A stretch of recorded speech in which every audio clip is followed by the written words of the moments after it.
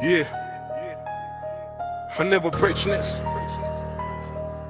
you should never be again. I'm never great again. Beppen has been going. Yeah.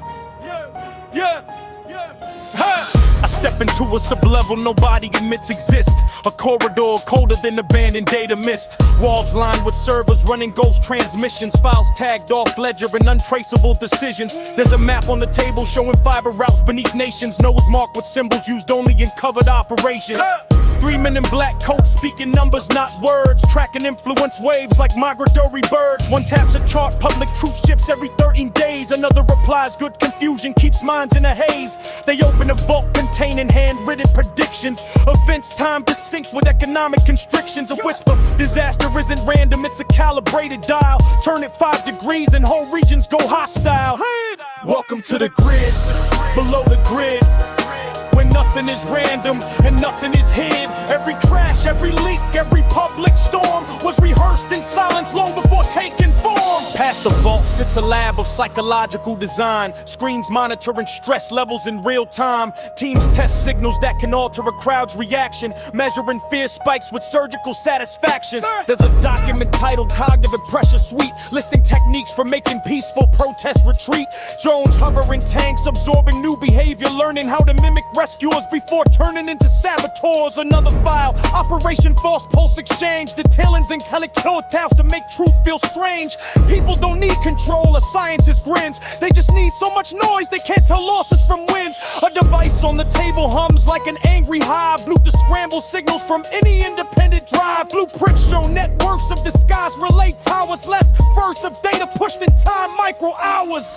Here in the shadows of the unseen core, narratives are sculpted like organs of war. Invisible craftsmen shaping global perception, turning chaos into order through deliberate deception. Further down lies the chamber called continuity line, a hall of simulations predicting every design. Screens show protest coups collapse and reforms, each scenario adjusted by algorithmic storms. One simulation loops, a city losing power at night. Another market's falling from orchestrated fright. A technician marks timestamps, finger points verified. Another logs factors outcome already classified. On the far wall hangs a board called Influence Web, with pictures of leaders pinned under coded ebb. Not control, but nudging through strategic chaos, shaping decisions by limiting paths they can cross. A glass case holds relics from trials not disclosed, prototypes of devices for behavioral closed loops imposed. They say rumors leak because leaks are intentional, a pressure valve used when tension gets two-dimensional.